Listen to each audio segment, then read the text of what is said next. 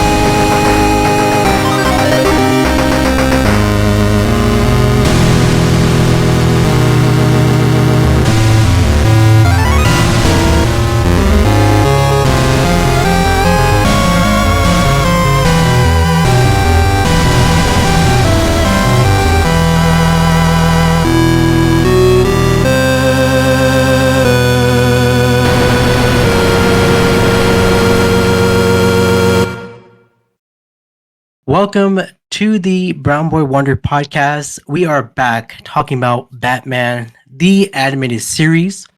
Of course, we're going to go over episodes 36 through 40. If you don't know what I'm talking about, check my schedule in the bio below. You will know what we're talking about. But before we get into these episodes, let me bring out my guest here. My first guest, he is known as Hugo Strange. It is Skyler. Skyler, how are you doing today? I'm feeling strange. Ooh. And Hugo. Martin Scorsese. I'm doing great. How you doing? I'm going great, man. And of course, thank you. My last guest, he is. You gotta call you the Riddler. My last guest is known to me as the Riddler. It is Anthony. How are you doing today?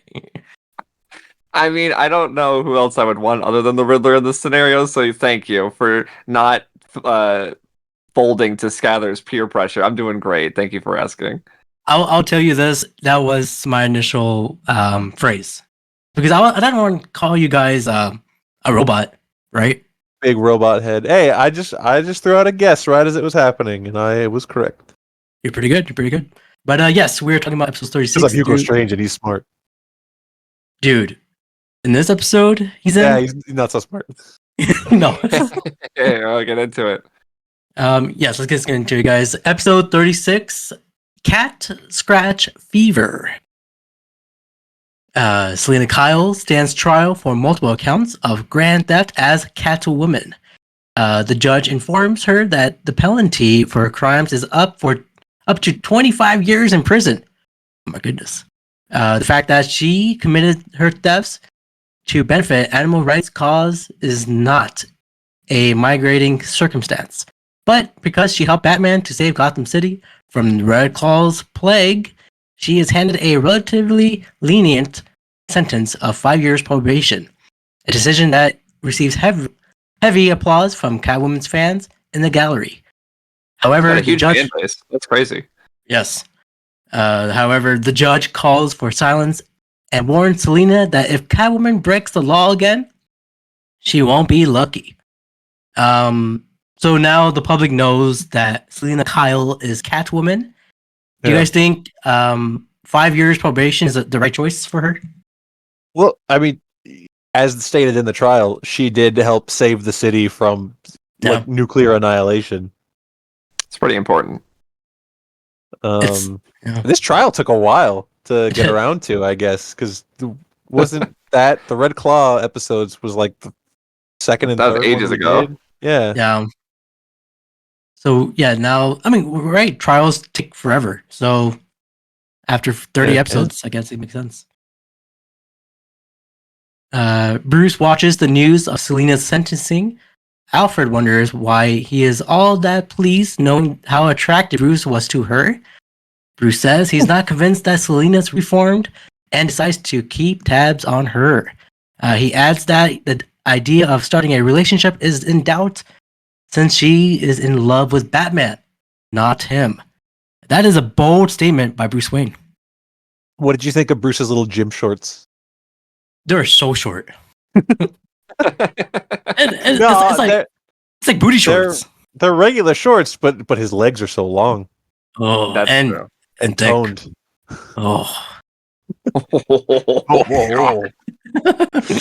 Oh. Again, we need to know Bruce Wayne's workout routine. I want to be part of it. Selena returns home in joy that she is free. But Maven tells her that her cat is missing. So fired. Maven, Immediately fired. As a cat owner, if I get home from anything, even if it's prison, and my little assistant is, and she waited till we got home to say anything. Like, no, you say that, like, second one, like, just so you know, Isis is missing. Like, we are finding it, or you're finding a new job. Absolutely, yeah. It's like she thought maybe she won't notice. Maybe if I don't bring it up, she won't ask. I sure hope Catwoman doesn't realize her cat's missing. Yeah. Oh my goodness. Well, Maven accidentally left the window open, and cat escaped. Determined to find her cat, Selena heads out to the fish market and asks about Isis, but no one has seen her. Selena continues her search and finds a couple stray cats, but Isis is still nowhere to be seen. Just then, a couple of thugs named Pouch and Jesse, I believe, arrive and snatch the cats in the net. Selena confronts them over the rough treatment of the animals, but they refuse to escape their actions and attack when Selena tries to stop them. Selena holds these characters. I want to talk about these characters real quick and the general look of the episode. And I don't know what you guys thought, but when we first got this episode and like we see the judge, I was like, this judge looks odd. Like her design seems not in line with everybody else's. And then with these two, this like Marvin Harry almost, or the Fertellis from Goonies, like they just look like low detail, right? And just this whole episode has a very cheap feel to it. So we're going to talk about another episode that I think has really stellar animation, but I feel like this one, and for those of you who don't know, sometimes when you have animation, they go to different animation houses. It's not all done by the same company. Mm-hmm. Mm-hmm. And sometimes when you have episodes that aren't your main starring stuff, you don't give it to the studios that you need to do the good animation. Right. In the old days, it was like you had like A episodes and B episodes. And B episodes, you sort of pass off to the sort of cheaper animation places so that they can make these episodes. And I have a theory that this is one of those episodes because it just is not up to the standards. Versus we have a two-parter in our discussion today. Yes. That has high quality, and that feels like it's an important sort of episode, so it has better animation.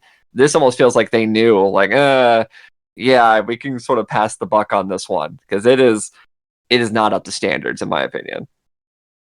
I do have an interesting fact regarding your statements. There we go. Will we save that at the end? We'll save it at the end. We'll save it. A little surprise. Yeah, these two thugs specifically, I would describe their look, their faces, as undercooked. Yeah, exactly. Not looking good. Selena holds up their own. Selena holds up her own against the thugs, but they manage to gain the advantage over her, and Batman is forced to step in. These characters are pretty much stealing the cats. I see Skyler, who is a cat owner himself. Yeah. I see him beating up these people. Oh, with a gun. All right. Max Payne, I see you. The two almost share a moment, but the police arrive and Batman leaves. Unfortunately, the thug. Yes. What? Batman completely left her holding the bag here. Why would he do that? Yeah, this was fucked up. I said this when we were watching the episode. I was like, Batman, can you maybe stay as a witness, perhaps? Like he's at the point where he cooperates with the police. Yeah. Yeah. And isn't one of the cops even Montoya? Yeah. Yes. Exactly. So he could have just been like, this lady had nothing to do with it. I know she's Catwoman, but she didn't do it. I was here and I saw. Or take her with you when you go up to the rooftop. Why And he not? was Yeah. just like, all right, see ya. I feel like Batman is kind of, shy in front of Selena Kyle, Catwoman, because that's his crush, right? So he's like, I can't take it. Nice. How about that? I agree. But yes, unfortunately, the thugs claimed that they were only trying to find the cats a new home, and that Selena attacked them. Pretty liars. Selena denies it, but Renee Montoya arrests her anyways. Meanwhile, this a-hole Daggett watches as Dr. Milo injects a viral strain into a rather large dog and instantly becomes feral. Dr. Milo explains that the toxin acts almost instantly and just a nip will spread the disease. Daggett is pleased and tells Dr. Milo to complete his operation by tomorrow night.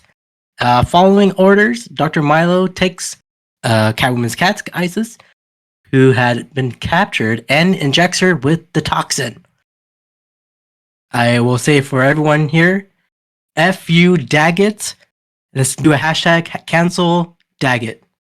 It's always this guy, man. Yeah, for real. It's ridiculous. I was thinking the same thing. He's always cooking up some sort of evil serum. He for the first time we met him, he trying to destroy a whole neighborhood. Now this, he's the worst. No argument here. Yeah. Yeah. Selena is released from police custody and discovers that Bruce has posted her bail. Ooh. She thanks him for bailing her out, but while she does like him, it is only as a friend. No! I'm Batman, you idiot. Yeah. Bruce Wayne got friend zoned. I could never see the light of day. Ah, Bruce. Well, Bruce understands that, as he must, and warns her that the arrest could be bad for her. Selena is unconcerned and is more interested in why her assailants had an attorney from Daggett Industries working for them. Bruce warns her to keep away from Daggett, and she assures him you won't see Selena Kyle anywhere near Daggett Labs. However, she omits to say that Catwoman wouldn't be either. The cat is back.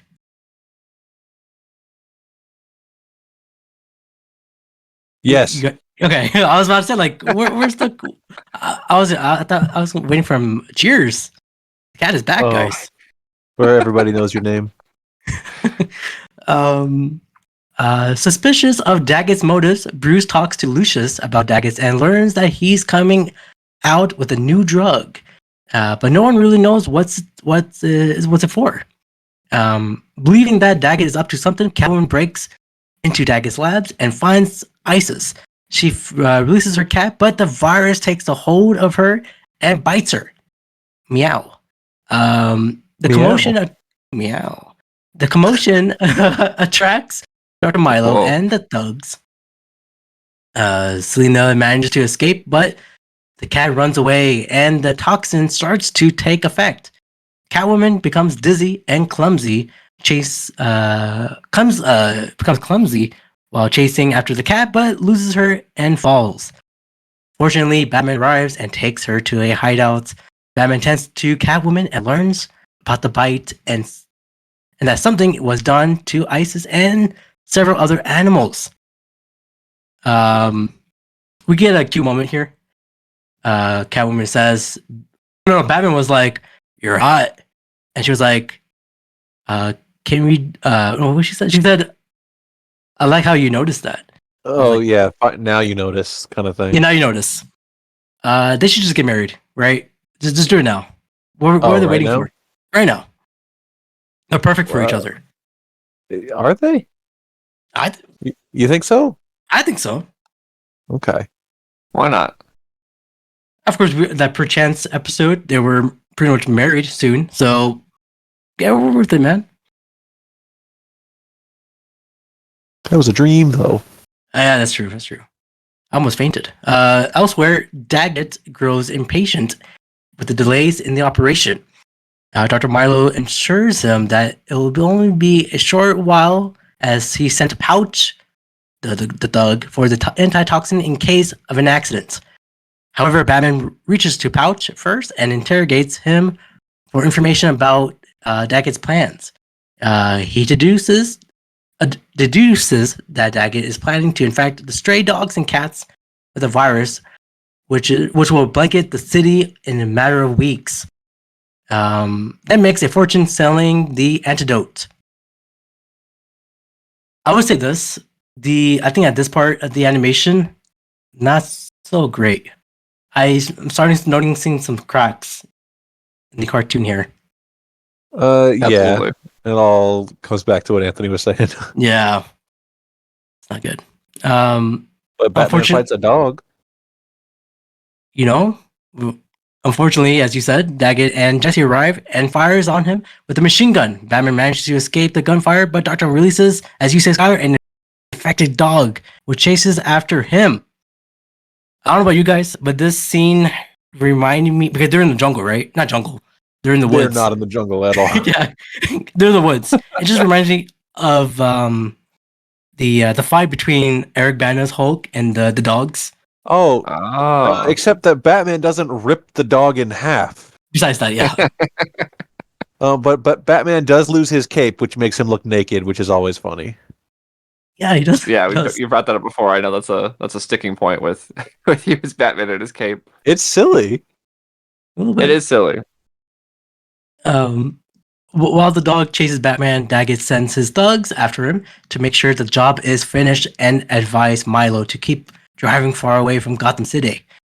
For a time, Batman manages to escape the dog and runs to Selina's hideout, but the dog and the thugs catch up with him on a frozen lake. Making matters worse, the ice is thin, and Batman can't run. The dog manages to catch up with him, but Batman sprays the dog with a dose of the antitoxin, calming him down. Though the dog has stopped attacking, the thugs shoot at him, causing the ice to break. Look, I think we mentioned about fears in the Scarecrow episodes, but I forgot about like drowning. I think that's one of my worst fears. As a concept. Oh, dogs too, a little bit. If they're attacking you. But yeah, drowning in cold water. First of all, it's cold. Frostbite. But you're drowning. I think it's one of my worst fears. Yeah, that's pretty bad. Good. Batman and the dog falls into the water, but only the dog emerges. Batman manages to grab onto the thug's legs from under the ice. Frightened, they shoot the ice and fall in themselves. Batman then captures the thugs and cures our beloved Catwoman. Returning home, Maven tells Selina that she's now being called a hero, with Daggett under investigation according to the latest newspaper. Finally, in Crime's Alley, he ran away. Now he's being investigated. Thank you. Without her cat, the victory seems empty. Maven leaves as Selina mourns. Excuse me. Moana, the loss of her cat.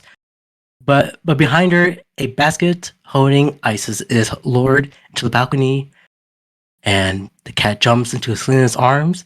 She looks out the window and sees Batman swinging away, for she lovely cuddles her pet again.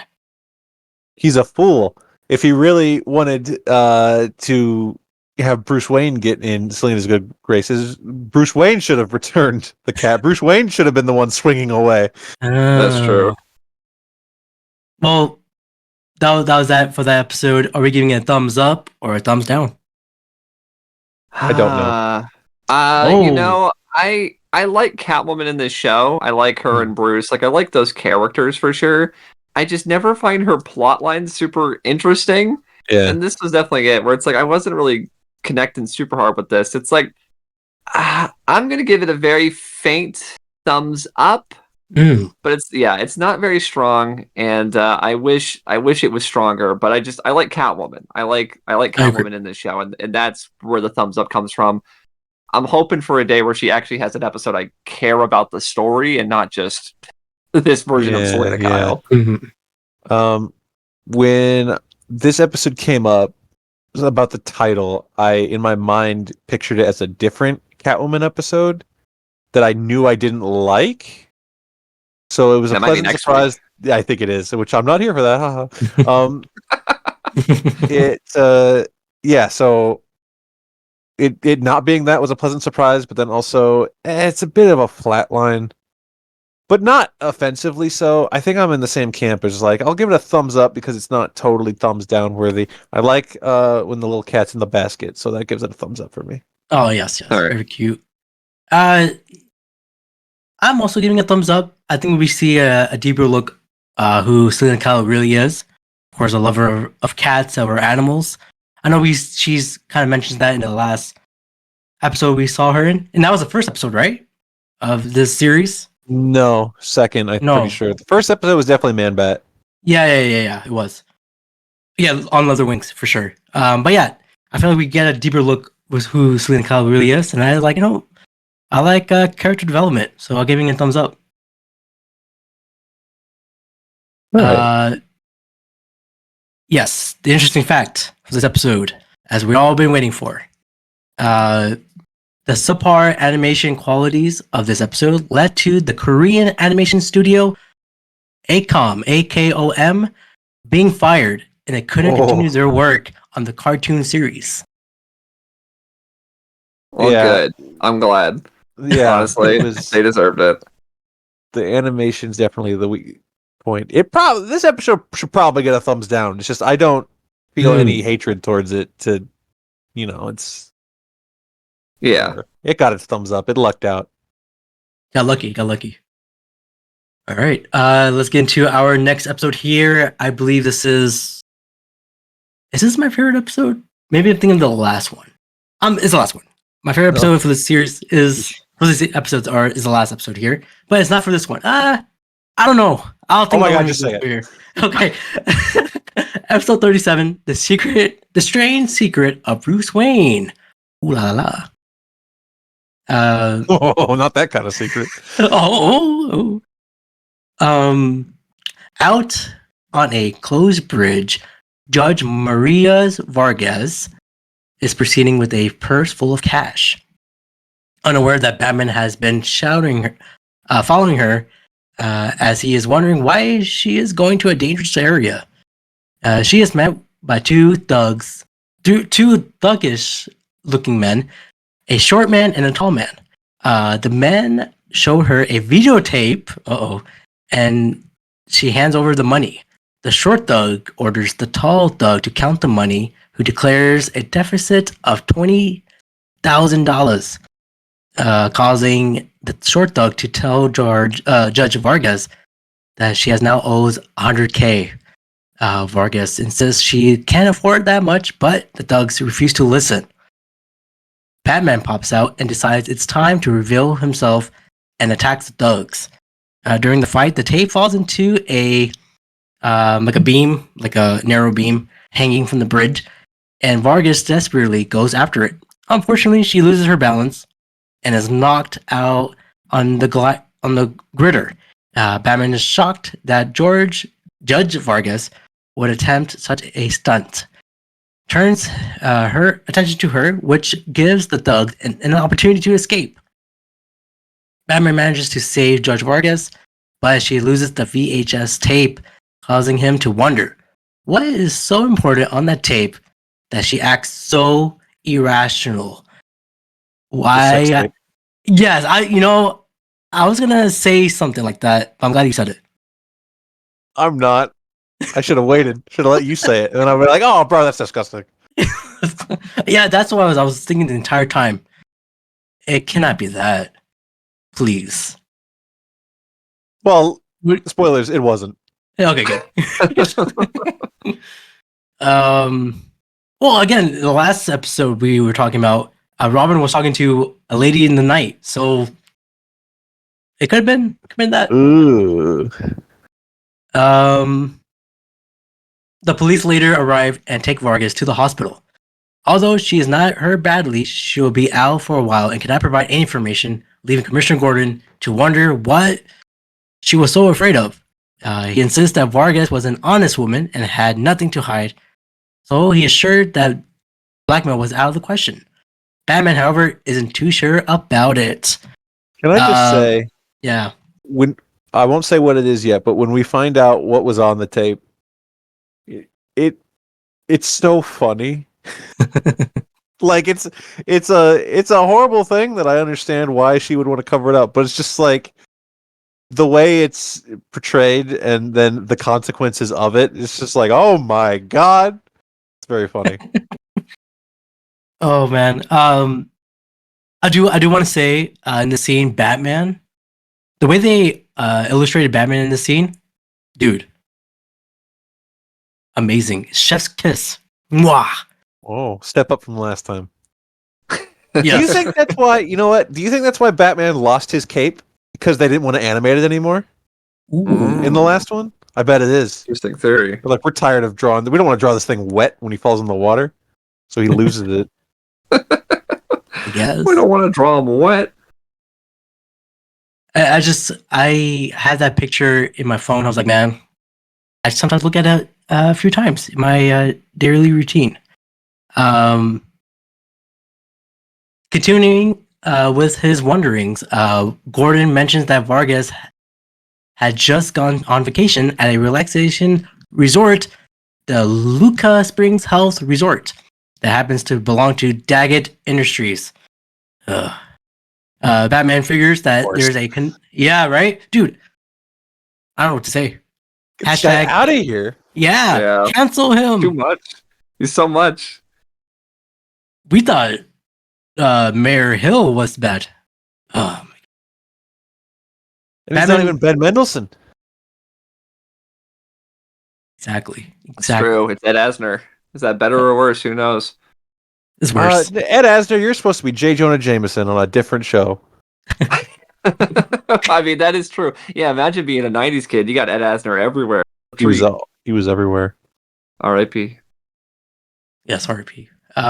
Batman figures that there's a connection and decides to pay a visit to the place. I liked how Batman yelled at Robin, saying, "I need a vacation." Yelled at him. I don't. Yeah, You didn't yell at him. Kind of yelled at him.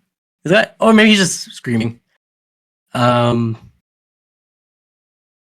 heads out with Alfred and schedules an appointment with Dr. Hugo Strange, the same doctor that treated Vargas. Wayne is upon a machine that Dr. Strange explains would lower his defenses. Wayne isn't too sure he wants to be subjected to the treatment, but Dr. Strange encourages Bruce not to keep things bottled up. I agree. Bruce Wayne then recalls his childhood and the murder of his parents. By a floating gun. Yes. His parents were killed by a floating gun. It's not good. And how he wanted revenge on the murderers and all the wrongdoers. During the recollection, Strange said, "Oh shit," when he saw the Batman symbol appear. Then he says that the therapy is over. Bruce Wayne says he feels even more stressed than before, but Dr. Strange tries to be reassuring, saying the first session is always the toughest. As Bruce departs the room, Strange says, "Good day, Batman." This is more or less the same machine that Riddler built in Batman Forever. It's kind of similar. Yeah, you're right. That is true. I did. Oh yeah. Well, we finally get a first look at the character of Hugo Strange in this series. What do you guys think about this guy? So this is much more of a classic sort of like original Hugo Strange than say the modern one. Obviously, we think of modern one as sort of like a square-jawed, sort of like chin strap beard character. Mm-hmm. That is not this version. So I like that he's sort of like a classic mad scientist type of guy. It's not my preferred Strange. Yeah. But it is a version, I guess. I think, and this can't be the first time I've said this, the definitive version of this character that I really like is from the Arkham games. The Yeah. Arkham City Hugo Strange, I think, is definitely one of the best portrayals of him. And this one, he's a bit more skeevy, slime bally, like rubbing his hands together, like I've got an evil plan and Batman can't stop me. Right. Which for a children's cartoon is fine. And this episode is very childish. Yeah. In certain ways, certain respects. It gets a little kooky, silly, but in a good way, I think. And so yeah, he fits. I don't think we ever see him again after this, do we? I'm sure there's I one think episode. we might see him in some like shape or form, but I don't think he has a spotlight again. Yeah. Yeah. I know this design would later go like reused in the 75th anniversary animated short, where it's sort of like a classic sort of noir style animation that they did for the anniversary of Batman. That it was the same design, but I don't know if he ever gets like a really big spotlight one like this. Yeah. He quickly kind of loses the spotlight in a minute here, though. Yes. Yeah, that's kind of a bold move to use all these other major this way. It kind of takes away from Hugo Strange. I think it works in the benefit of the episode, and they were probably thinking like he's just a mad scientist. How do we get kids to care? Because we've already put Batman up against like a ninja and other various things. We were about to have a really boring adventure with a big computer. So why don't we? Oh. Why don't we make this mad scientist one a little bit more fun? We'll get to it. We'll get to it. Oh, okay. There are people trying to cast Hugo Strange in a live action movie. People are saying a very slim Dave Bautista. They want him as Hugo Strange. Yeah. I can see always that. Walking around with his little glasses on. He could do it. Yeah. Batista, I think, would be really good here. And I've workshopped an idea of what I would want in like the Batman type universe. Tell me what you guys think of this. Jason Clarke as Hugo Strange. Oh, I'm on board. Bro, you remember who he is by name? Jason Clarke? That is the guy from Planet of the Apes, Dawn. Yes. That guy. Yeah. Well, who also... Now, he's in that scary movie a long time ago. It comes out at night, something like that. I know him. Yeah, I could see that. I just watched a movie with him the other day, the 2020 The Devil All the Time. Interesting film, and he is in it. Yeah, yes, that's all I got. He has that intensity. Like I think of him in like Oppenheimer screaming at Cillian Murphy. Like I in my head, because there's a classic sort of Hugo Strange story where he like impersonates Batman, and he's like running around his living room in a Batman costume, and like I'm imagining Jason Clarke in his own bat suit, like arguing with Batman. It's like, man, that'd be really good. But yeah, so I guess that's kind of the thing where our mind goes with Hugo Strange nowadays. Yeah, is not this version anymore. No. Like this is not the scheming European character. No. We want above Hugo Strange now. I really like that Jason Clarke casting. You're onto something there. James Gunn, are you listening, sir? I know you are. I know you are. He's scouring. He's like, what are people saying about Batman? What do we put? Oh my God, Jason Clarke. Jason Clarke. You never know. They could listen to us. Remember in the Alfred episode with her girlfriend, we casted Helen Mirren to be his live action. James Gunn. Yeah. Ignore that part. Come on. Helen Mirren could play Alfred's girlfriend. Come on. You're gonna confuse James. We're gonna get Helen Mirren as Hugo Strange. Strange. I want to see that. Imagine with her glasses. No, another. If I had to give a different casting for Hugo Strange, which I don't want to because I really like the Jason Clarke thing. But how about Martin Scorsese? Hugo. That'll drive the Marvel fans crazy. And he's always in like a train station. Yeah. He's stuck in a train station. Hugo Strange station. You can't escape it. Welcome to the Hugo Strange station. Welcome aboard. cinema. Perfect. Yeah, this I'll say episode's it. alright. All right. Well, later, Doctor Strange calls up the Joker and tells him that he has something that he would be interested.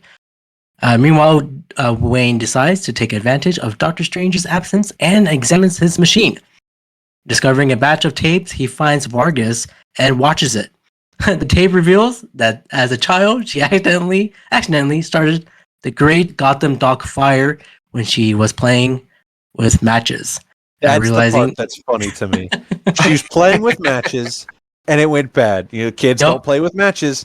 That's the obvious thing. But it's not like her house burned down. It was the Great Gotham Fire. One of the history books that they teach you about in school. It was her. Vargas. I also want to say I loved Joker's outgoing message scene. What was it? It was so funny. Well, just he's like, boy, did you get a wrong number? Please leave your message at the sound of the shriek, and then you could hear some guy screaming in the background. Yes, and it made me sad because I was like, oh yeah, that's so great. Now show, because I remembered the other two people that show up in this episode. Like show us them answering the phone or their outgoing message. No, I wanted because the episode's going in a cartoony direction. I wanted them to like. You know, we see Two-Face with a two-colored phone or something. Right. Oh. That would have been great. Oh my god, I wish that happened. I love that idea. Well, Bruce Wayne checks to see his tape, but discovers that it's missing. I would say be careful on what you share on the internet because it can be there forever. Bro, you share everything on the internet. Yeah, there's me of dancing as Michael Jackson in one of my YouTube videos back in the day. And it's going to be there. I could delete it, but I don't want to. Fair enough. I don't want you to either. Yeah. I think it has like 2,000 views, and I think I uploaded it in 2008. So a 14-year-old video should stay on there. Yeah, your most viewed video is you talking about Top's feet from Avatar. That's TikTok. God. Oh, Jesus. Now, I think I checked, it's like 41K now. I'm so sorry. I just realized we're recording this. I have to mention it now. Thank you, Skyler. I was mentioning that Toss feet was too close to the camera, and I didn't like that. There we go. I don't think you. If you made a clip of you saying like, "Please, no, I wasn't for the feet," that's not gonna get as much views.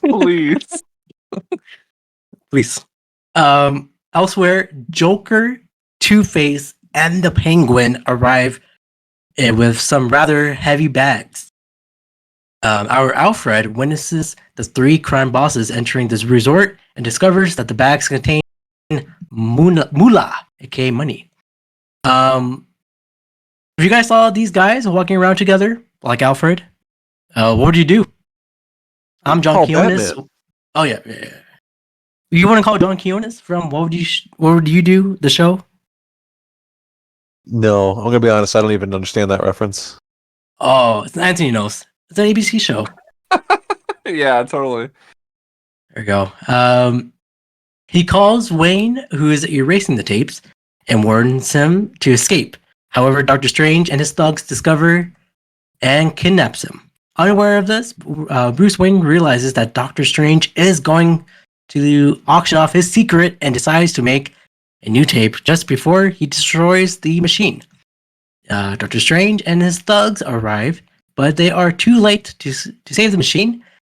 Doctor Strange says the machine represented a lifetime of work, but then is surprisingly calm, remarking, "But no matter," as he stands out to become a likely multimillionaire from exposing Batman.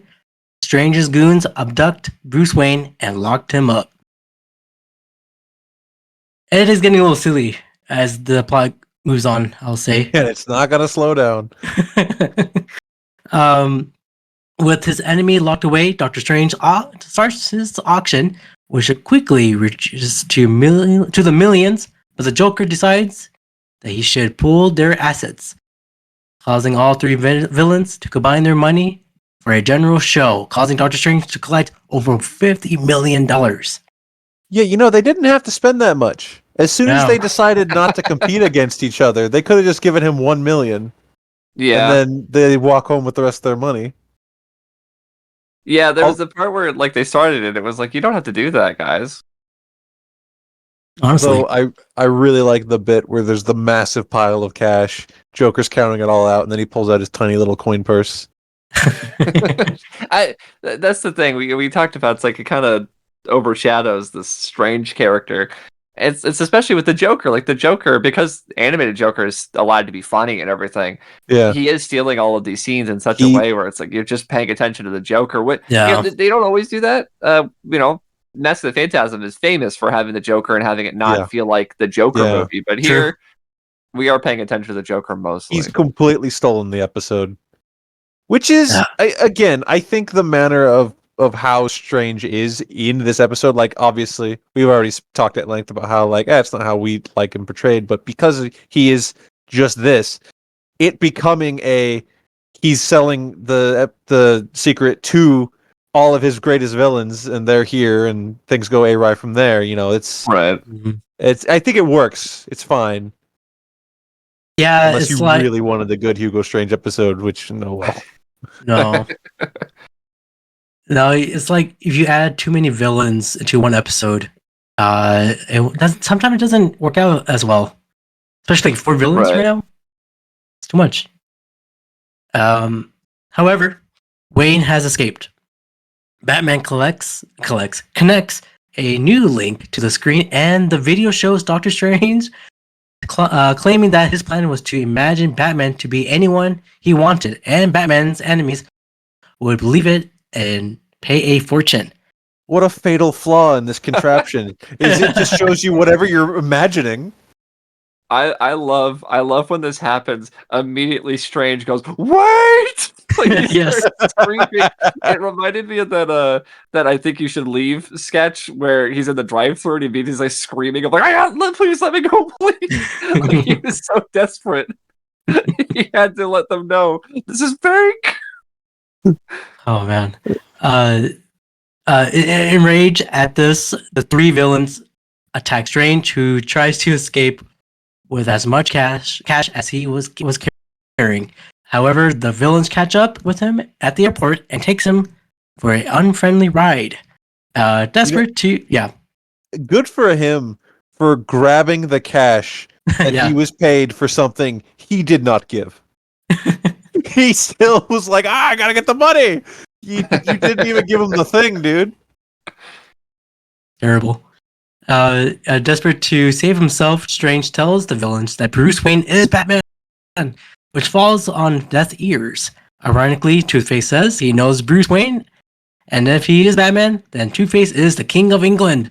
That's so funny. He's like, Bruce Wayne's my best friend. Do what I told me.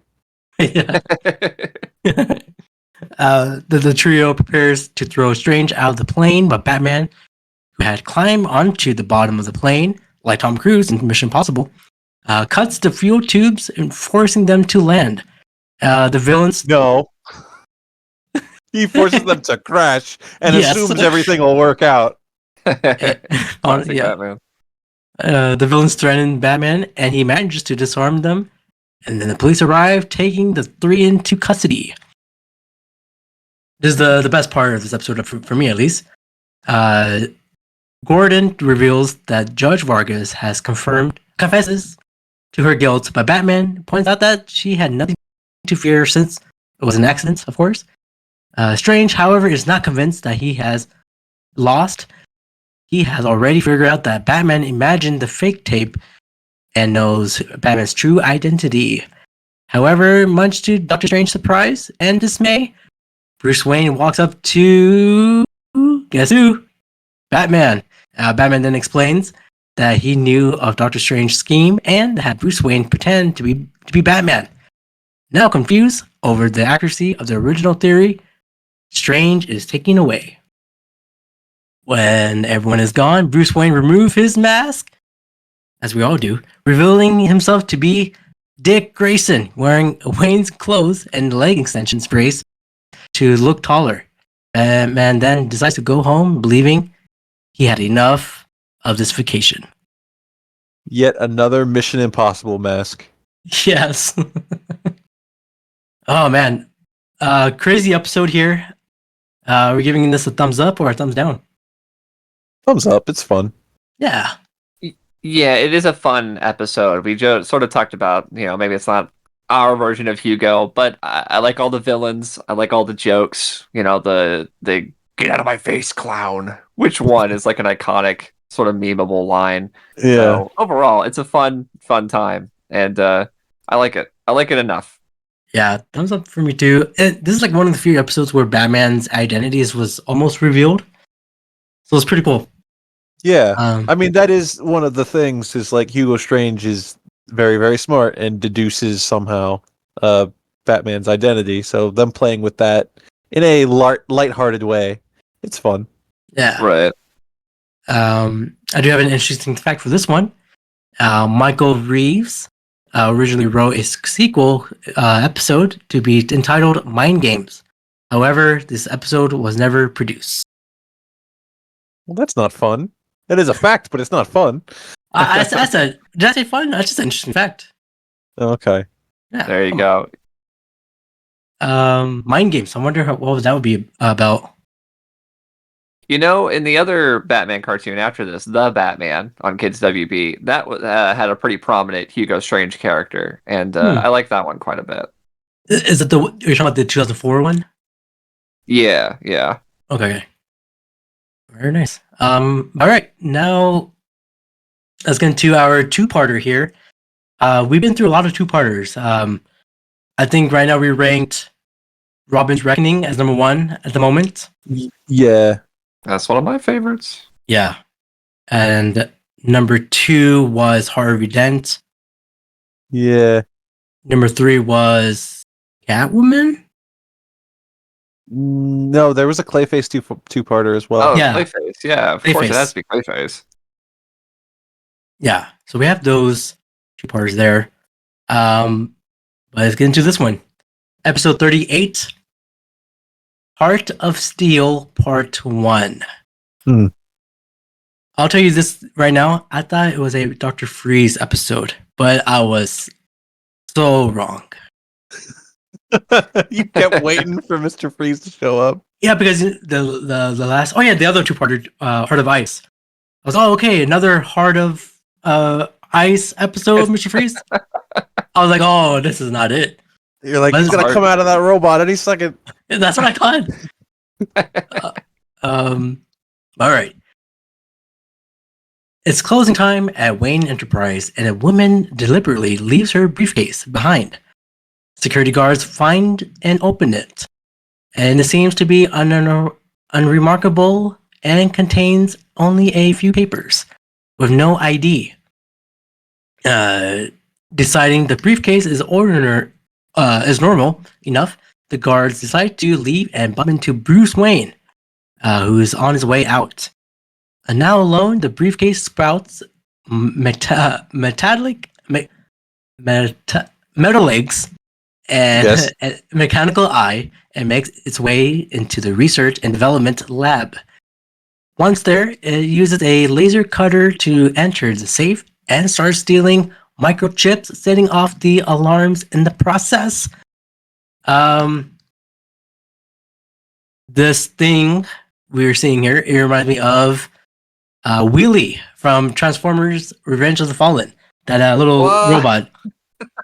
What a thing to reference. Tom Kenny as little Wheelie. It just reminded me of that. Not even Alright. not even the little guy from the first one?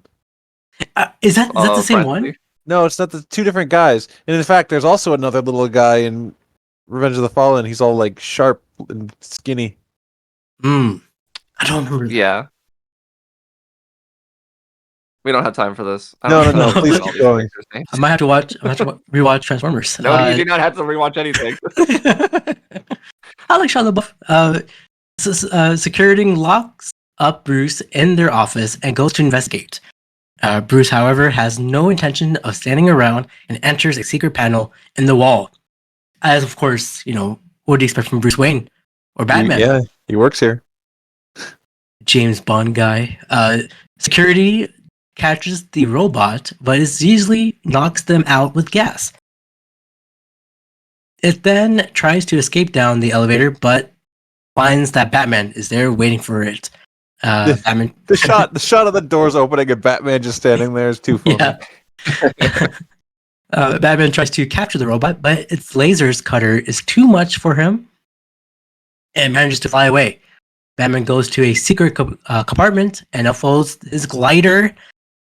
It's starting to feel like a James Bond episode with the robots and Bruce Wayne being all secret.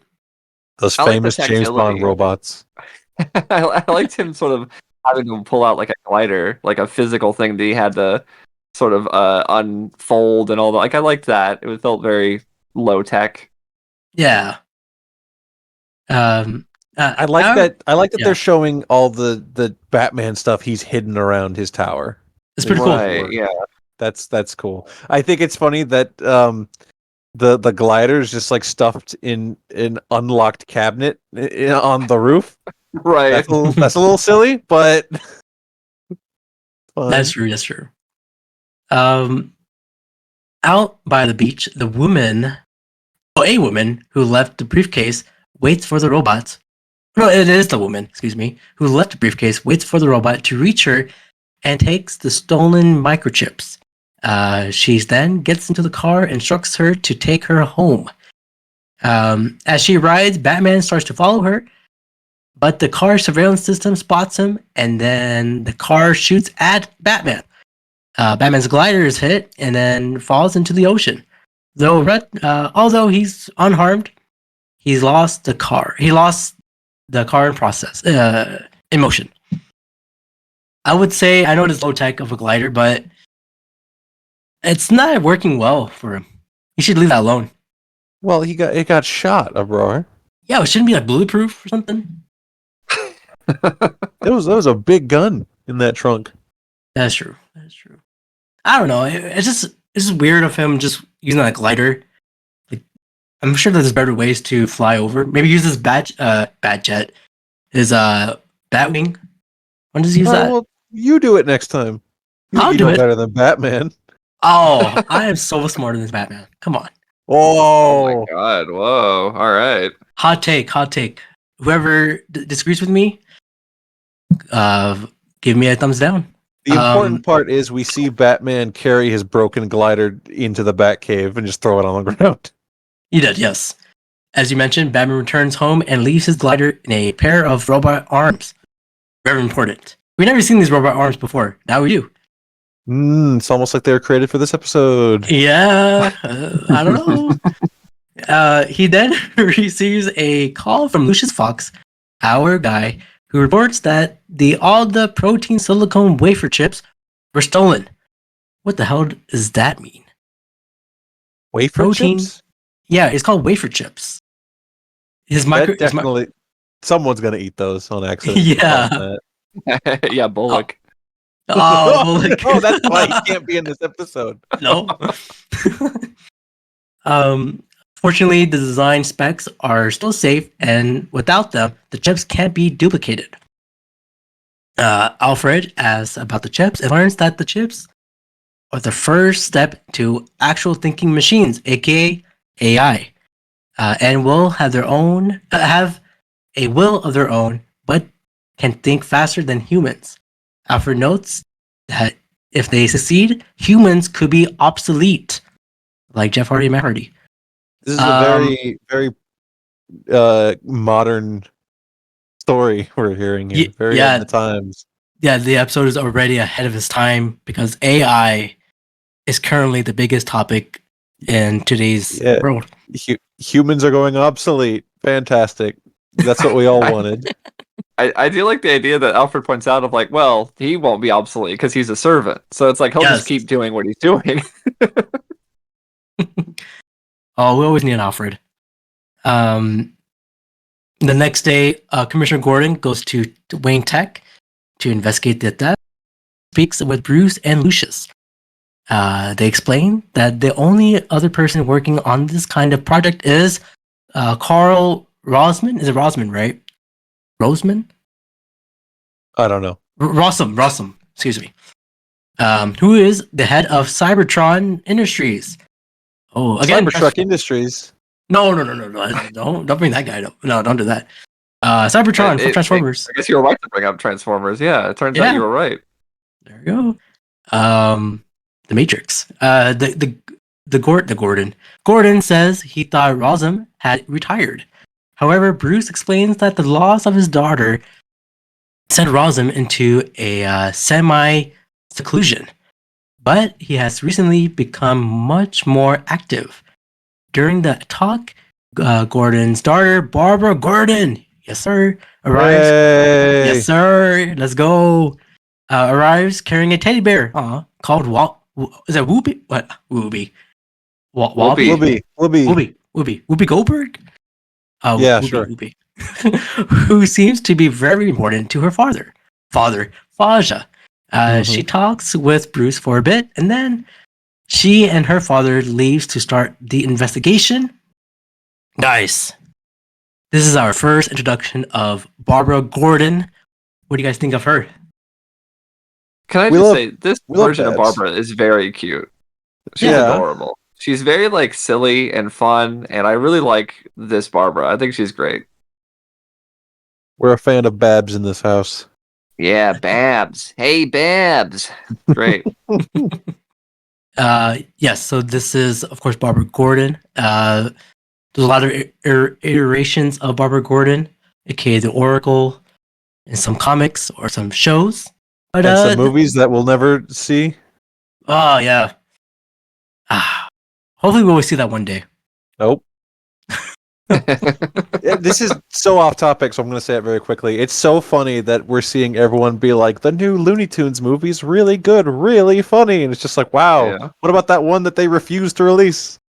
Well, they almost refused to release this one. It's a different company that's technically releasing it. It's like Ketchup Productions or something. I saw that, yeah. Making it. You don't put ketchup on a duck. You don't. But on a pig. I guess a hot dog, which has pig in it. Bro, don't eat it. Yeah. I won't eat it. I can't eat that. Can't see the Looney Tunes movie. I'll boycott it. Bruce, don't do that. I won't. Bruce heads out to Cybertron Industries to speak with Rosam, another expert on wetware. He's greeted by a robot that leads him to Rosam. Rosam greets Bruce, mentioning he knows what was stolen, but no one has tried to sell him the chips.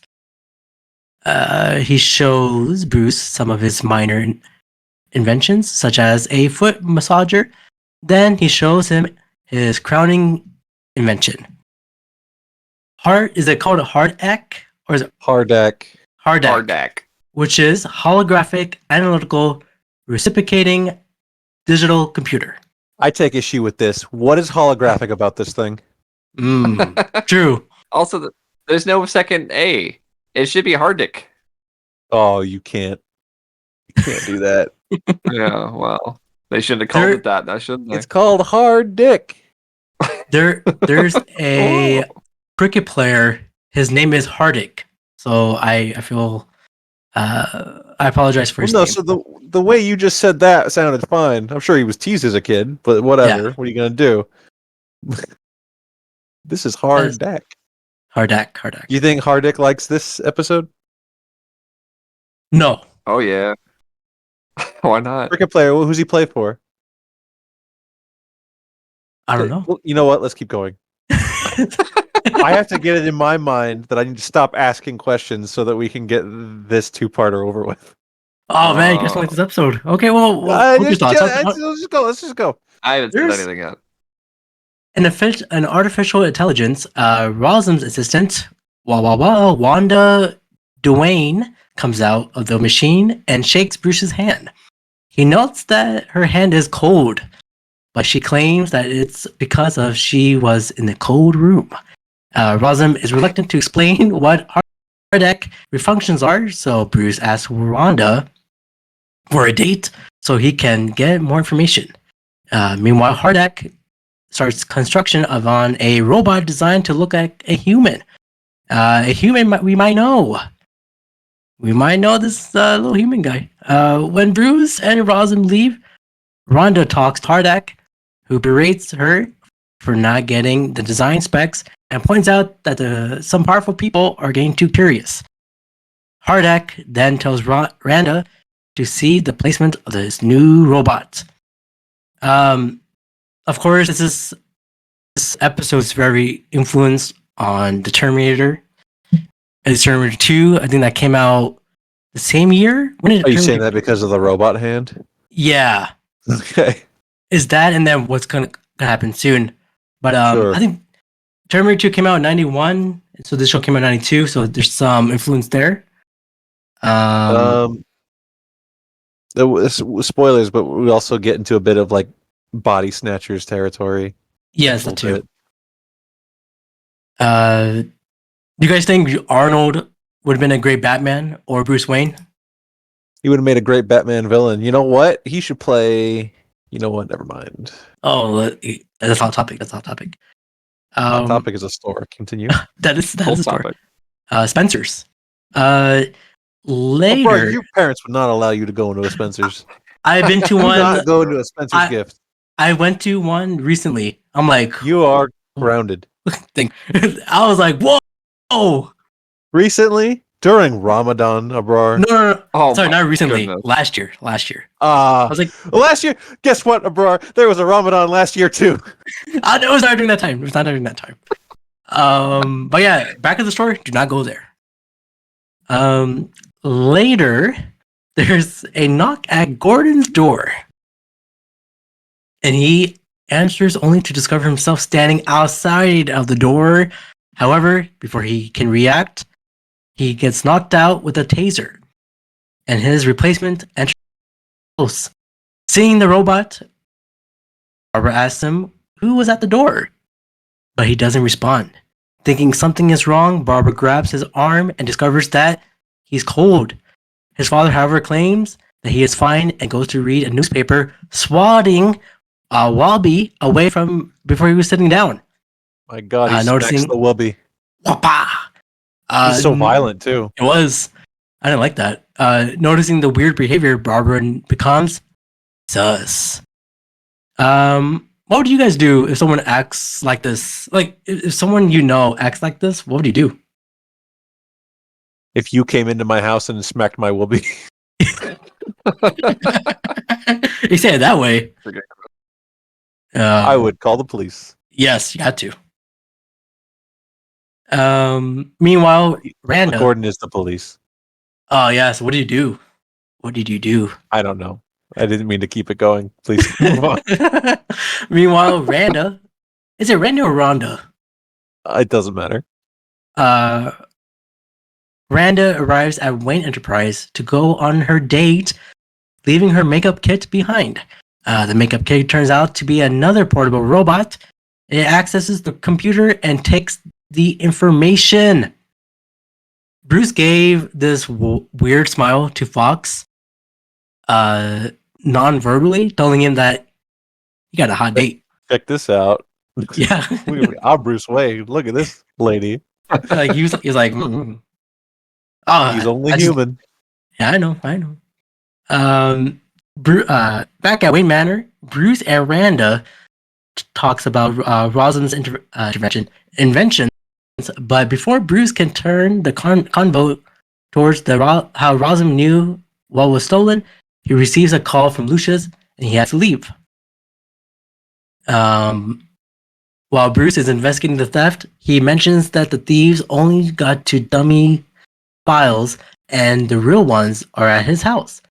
Hearing this, Hardak calls up Randa, who knocks out Alfred with I think it was a taser, and then searches the house.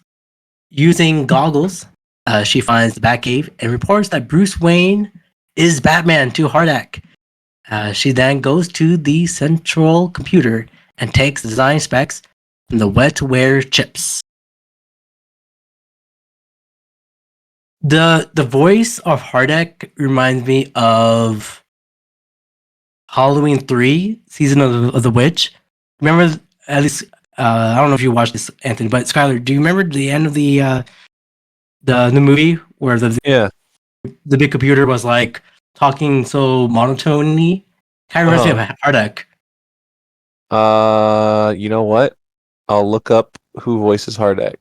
Okay. Jeff Bennett, Jeff Oh. Bennett voices Hardak. the voice of Johnny Bravo. Oh. He shows up. It was one of those things where like he was clearly the voice of like the first security guard, and I was like, "Oh, it's Jeff Bennett." And Sword Hardak showed up. I was like, "Oh, that's why Jeff Bennett's in it." All right. Sure, yeah. Mm. Yeah, it's at least this episode, this series, or this two-parter reminds me of that movie. Great movie, by the way. Everyone should check that out.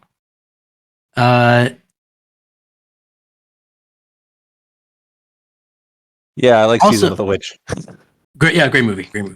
Also, Randa is probably the third person who knows about the Batcave or has entered the Batcave. Bruce in is this having a series. hard time keeping his Right? identity secret. It's not good.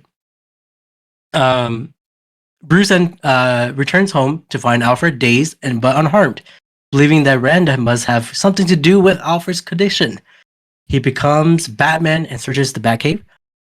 All seems fine and quiet enough, but when he tells the computer to scan the place, it malfunctions, and the robotic arms from previous minutes ago used to gather the glider sees him. Batman said, "What?"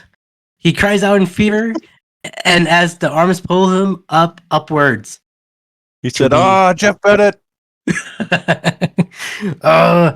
And that's the end of part 1. To be continued. Good cliffhanger here. Good cliffhanger here. Now into episode 39, Heart of Steel Part 2. Now we're getting a little juicy here. Batman struggles. Ooh. Oh yeah, it gets a little juicy. Stop saying it like that. Okay, it's getting Hardak. There we go. It's getting hard, Dick. Okay, is that what you wanted? Batman struggles the robot arms, but they're much stronger than he is. Of course. Fortunately, he managed to free himself by cutting the arms wires. He goes to the computer and attempts to trace the link, but Hardak discovers it and cuts it off. Should we blame Alfred for this mishap? If he wasn't tased, this wouldn't happen. If he wasn't Should we tased, blame Alfred is a Alfred? non-combatant. Leave Fine. him alone. This is Fine. like the second time he's gotten knocked out by an adversary. Yeah. He needs to work out with Bruce. I think Bruce needs to get a damn dog. Oh, Soon. well, I mean, he will eventually. Eventually, in his old age. Meanwhile, the robot Gordon talks with Hardak, and they make plans to capture Bruce Wayne. Barbara tries to talk to him, but he only tells her to leave him alone because it's private business. Barbara leaves and runs into Harvey Bullock, who is told. There he is. Yeah. Hey, Kamish, someone says something about wafer chips. I'll handle him, Kamish. Starts choking him down. He runs into Harvey, and who is told to see Randa in Cybertron.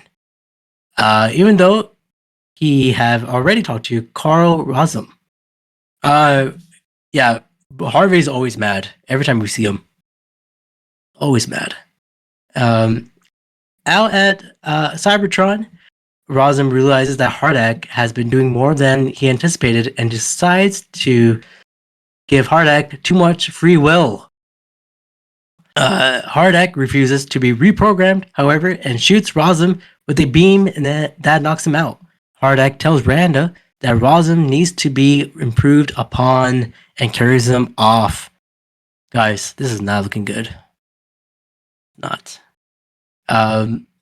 In City Hall, Mayor Hill, our favorite Mayor Hill, Oh, jeez. soon finds himself approaching him and is knocked out. I think I'll say for all of us, I'll say this. I think he deserved that. Yeah. Knowing that the robot isn't her Faja, Barbara activates the bat signal and calls in Batman. When Batman arrives, she shares her sussiness with him, and he tells her he'll look into it. However, Bullock shows up, and just as Batman tries to walk away, he begins to attack him. Bullock now has superhuman strength, and Batman finds himself outmatched, just like the rubber hands. However, he manages to throw Barbara a grapple and uses it to catch one of Bullock's legs, allowing Batman to push him into the bat signal. Barbara's for a split moment, he thought he murdered Harvey. Yes. No doubt. I mean, it's a good out of context clip, that's for sure. If you just wanted to show someone without knowing what's going on, have it like abruptly end as soon as he smashes into it. Yeah, exactly. Well, Barbara is horrified to think she killed Bullock, but a robot skeleton crawls out of the scorched skin and tries to attack her, but Batman cuts its head off, and it kicks it on the floor. Barbara realizes that her fascia has been replaced with a robot, and Batman promises to look into it. He tells her to stay with a friend, but Barbara got other ideas. She grabs Batman's cape, saying that she wants to be part of she wants to be there. But Batman says it's not possible, and he'll contact Barbara when he finds out. Please let go of my cape. Yes. And walks away after he asks Barbara to let go of his cape, which she did, and she tries to say something. He continues to walk away. I would say this, of course. Barbara Gordon is standing on business. Just like Katara from Avatar, and just like Casey and Ashley from Power Rangers in Space. There you go. We love a good strong woman around here. Yes, sir. Later, Bruce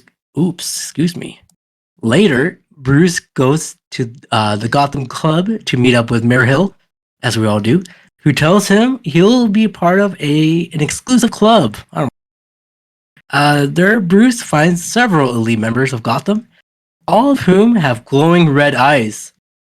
A room full of evil old white men. Oh no, the club is Hollywood. Oh no! Oh no! Randa arrives with a taser, but Bruce isn't ready to give up and escapes his captors.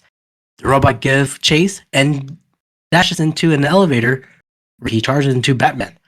4 of the robots, however, manage to break into the elevator, only to find that Batman is inside and is cutting the cable. Unable to stop him in time, the robots follow along with the elevator and are destroyed. When did he have the time to switch into the bat suit? Where did he have the bat suit? Was that like hidden in the lining of the walls? I don't know. It's got this Chris Hansen guy smashing through the elevator, and he just looks up, and suddenly it's Batman. He's like, "Wait a minute, I was chasing Bruce Wayne." False alarm, I guess. I start to think if this happened in real life, like robots chasing you, I think we're real screwed. Well, when you put it that way, I have to agree with you. Yeah. Hey, that sounds like. Are you Irish? Sounds very Irish accent of you. Don't you dare plug other episodes. Not on my watch. That episode at this moment is already out, so those know who we're talking about. Don't you dare, Ryan. Having Don't you? having deduced where her father should be, Barbara gathers up some equipment and goes to Cybertron, where she uses a fingerprint trick to learn the entry code. You know what I like? You know what I like about this? Yeah. She's wearing purple, like a Yes. Batgirl costume. Mm-hmm. She sneaks up past a security camera. However, she hasn't counted on the wastebasket being rigged with a robot eyes, and follows. And that one follows her. Just before she can reach to the research lab, the wastebasket transforms into a humanoid robot and captures her. Rosam and Randa greets Barbara and assures her that she'll be joining with her father. Um, I was yelling at my TV when this was happening. I was like, "Oh, it's right behind you, Barbara," but she wasn't listening to me. At 4 a.m., you woke your family up. Oh, that makes sense. Night of the Living Dead. They're coming to get you, Barbara. I think that's a reference. Oh, you did it. Yeah, I won. You won your own What? podcast. I won. Outside, Batman arrives and sneaks into the lab. Hardak, however, is expecting him and sets some security robots on him. Batman easily disables them, but finds that Hardak robots have Barbara. Hardak explains that he intends to replace humans who make errors with robots who sees as being perfect. He goes on to say that the idea was really Rosm's, made when his daughter died in a car accident. Rosm wanted to replace people who hurt others, but Hardak wanted to replace all humans. Barbara questions if her father is dead, but Hardak shows her that he's not. At this, Batman and Barbara implement an escape plan, and the robot is thrown into a tank holding the humans. Releasing them, Batman then goes on to destroy the robots and damages Hardak with some explosives. Unfortunately, Randa catches him before he can escape. The way the robots, the humanoids, the way they're moving, it reminds me of that one episode in Black Mirror. The humans wasn't moving like that. It's that robot episode. I forget the episode, but it was the way they were like moving. It's kind of like that. I did not watch all of Black Mirror, so you lost me. Oh, it was the latest season. I didn't watch any of Black Mirror. I recommend to watch it. It's really good. I won't. It's scary. The prisoners and Barbara attempt to escape, but Hardak insists he has locked every way out. Fortunately, Rosm has a personal elevator not controlled by Hardak. The group escapes, and Barbara goes back to help Batman. Let's effing go, Barbara. Barbara, saving man. the day, saving the episode. Yes, sir. Meanwhile, Batman fights with Randa and eventually manages to crush her underneath an elevator. Barbara then runs in. Oh, by the way, that elevator landed on her neck. Like, damn. Barbara then runs in and helps Batman out. Hardak, in a last-ditch effort, self-destructs, but Barbara and Batman makes it out in time just before he explodes. Outside, Rosm sadly says he didn't know of Hardak's actions. Yeah, right. And Mayor Hill assures him that the investigation will probably show he's telling the truth. It'll probably show. Probably. Batman praises Barbara's efforts, as we all are, and thanks her for saving him. Now free of Hardak, the group heads home. While leaving, Gordon groans that he's getting too old for this sort of thing, while Barbara claims she enjoyed herself. That's a good tease right there. The end of the episode there of Barbara. And that's it. That's it for the episode. Are we giving this a huge... excuse me. I know you guys were getting mad when I add adjectives, but are we giving this thumbs up or a thumbs down? Well, you didn't mention when the robot Gordon was jumping around like a spider. Yeah, he was. That did happen. Yes. And then he jumped on a grenade and exploded. I may have said some things, leading some to believe that I did not care for this two-parter. Right. That's because I kind of don't. Now, I've said this before about other two-parters. I think particularly the Catwoman one is when they stretch the narrative over 2 episodes, it changes the pacing, obviously. So there's a lot more what feels like downtime. I think this two-parter suffers from that the most that we've seen so far. But there's a lot of stuff in here that I do like. Not the villain. I don't care about the computer. I don't get Sure. AI is bad. I get it. But no, Barbara's great. I do like him fighting the robot Bullock. I think Batman's got good stuff throughout this. Yeah. So I gave the what was it? Batman Falls Through the Ice, the Catwoman one. Yes. I gave that a thumbs up. I'll give this one a thumbs up too. Okay. Yeah, I agree. You know, I often talk about how really what matters is like execution of good ideas. People will talk about things and it's like, wow, when you say it as an idea, it sounds good, but then the execution's bad. This is like the opposite to me. You're right. I just don't really care about like Hardak and the robot thing, and but the episode itself is good. Like the execution is good. I really like the way the episode is done versus the idea of like, okay, it's Batman fighting robots. I do think that because of the way the episode is done, I am going to give it a thumbs up, even though as a concept, as a story, I'm not super invested in it. Mm-hmm. Are there like comics where Batman fights AI or robots? Almost certainly. Yeah, absolutely. So that recently there's been a storyline in the comics where Batman secretly built a robot named Failsafe, so that if Batman ever killed someone, a robot would be like, "All right, I have to stop Batman."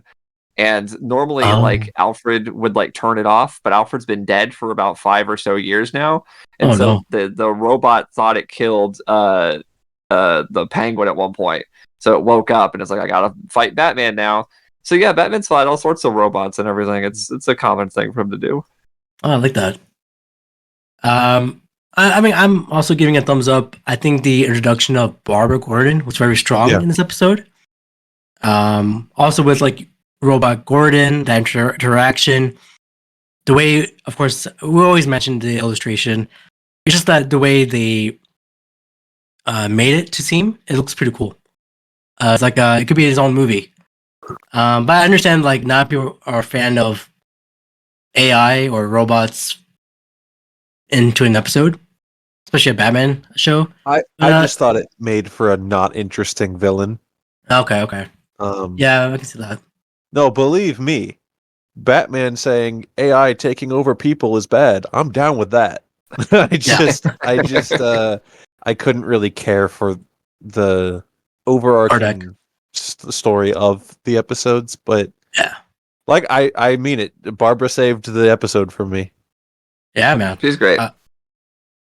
We all love her. I do have an interesting fact for this episode. The director's commentary for the second part of the episode states that Randa Duane appearance was modeled upon the of Marilyn Monroe, which is very apparent itself. Okay, yeah, that makes sense. I made a blonde lady. Oh, she was very smoky. Easy now. Especially when she took off the helmet and the hair flip. Abrar, move on to the next episode before you get grounded. I swear. Oh, come on, man. There's we all love a mole. Mole. You need to stop. The next one is, if you're so smart, why aren't you rich? All right, let's get to the next episode here. Come on, we love Austin Powers. Episode 40. If you're so smart, why aren't you rich? Good question. What she said it like that. Software designer Edward Nigma returns to his office and finds it locked, and his name on the door is gone. His boss, Daniel Mockridge. Come on, Daniel. Daniel, if you're listening to this, come on. What are you doing here? I've got a feeling he's listening. Oh. Let's move on.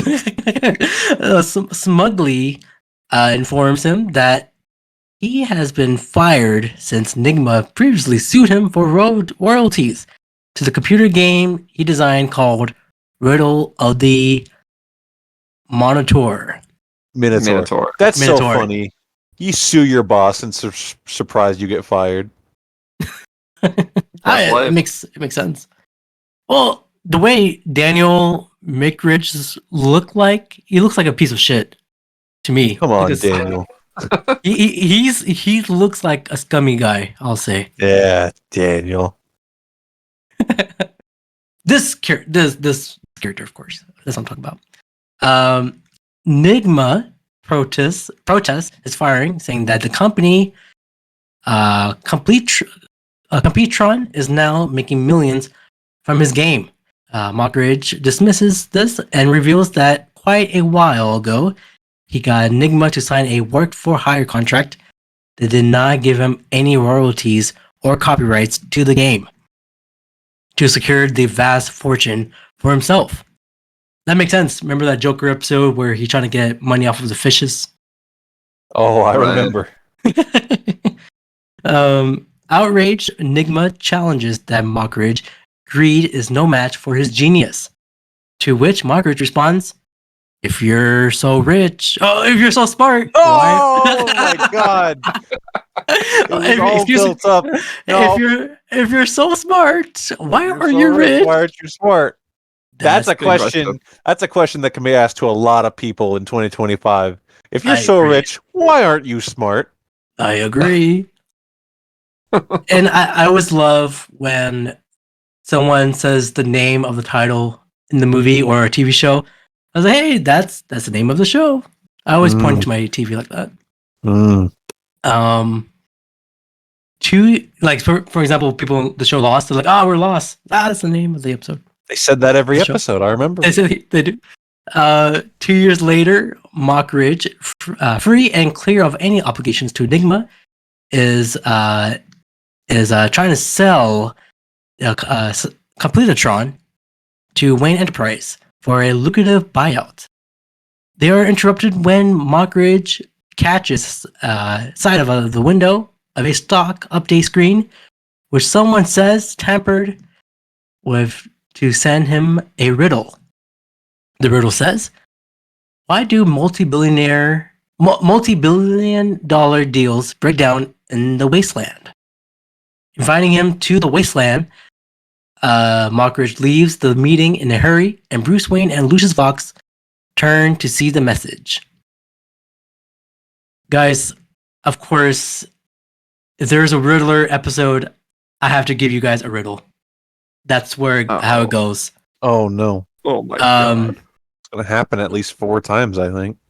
Yeah, luckily Riddler doesn't show up very much in the show, so I guess we can get away with this. Go ahead. The riddle is, what rock group consists of 4 famous men, but none of them sing?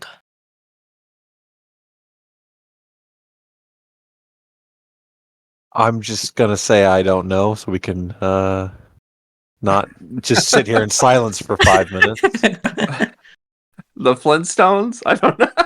That's close. That's kind of close. Good I'll answer. say. Good This answer. rock group is gonna be. So what is it? I'll repeat the riddle and I'll give the answer. What No. rock group consists of 4 famous men, but none of them sing? Answer is Mount Rushmore. But they sang. Oh. Thank you. No, Anthony, you're thinking of the guys from the Haunted Mansion. Oh, I was actually. You're totally right. All right, let's get into here. He considers the message in the Batcave. He considers the message in the Batcave where Dick Grayson is enjoying the riddle of the Minotaur. Minotaur. Dick Grace, did you know that the G in DG stands for gamer? Oh. Gaming on the big screen. Dude, That's that's the biggest screen in the world. He's gonna go blind. On the computer, Dick comes across a riddle. What is the shortest distance between a point in Nome, Alaska, and a point in Miami, Florida? Dick selects the straight line answer, though Alfred suggests the answer on a globe is a curved line. As Batman tries to figure out the clue, Dick's in-game character is grabbed by... Can I just say I take issue with that answer? Yes, Alfred is correct. Going across the globe, it would be curved. But if you dug a straight line, that would still be the shortest point. Yeah, That's true. that's I riddles. agree. They're supposed to be stupid. They're stupid. Riddler's stupid. I would like Dick's- to take this the quick go ahead. moment to talk about the animation in this episode in particular.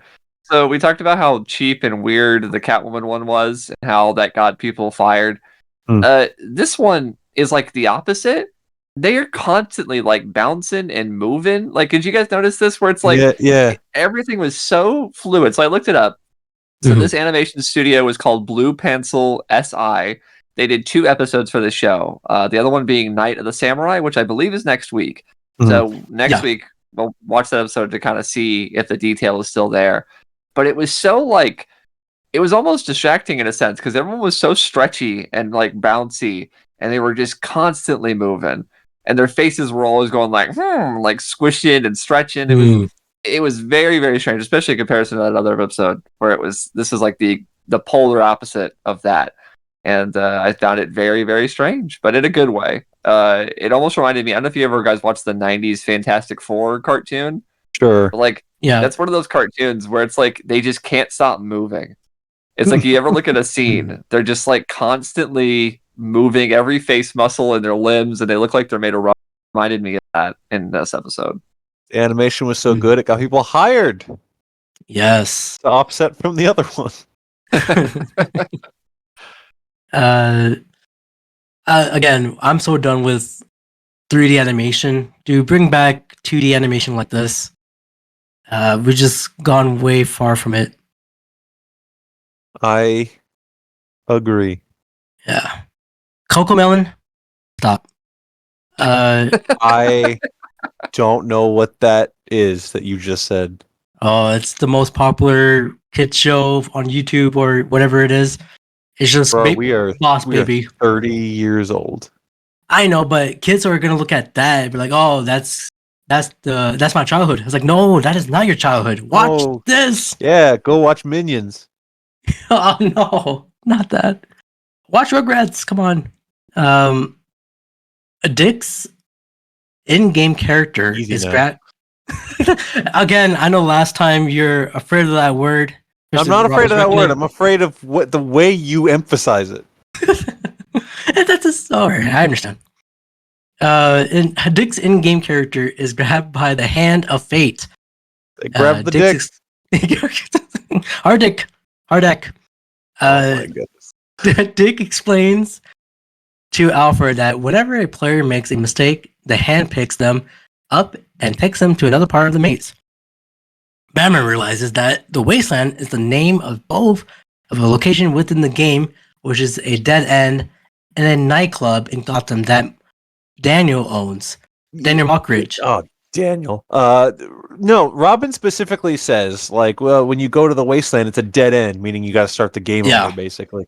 Could you imagine playing a game where a big hand just scoops you up and takes you to a permanent game over? That is so terrible. Oh, that. Well, again, this is a good time to say, like, Batman is a great detective. Some say the greatest. All time.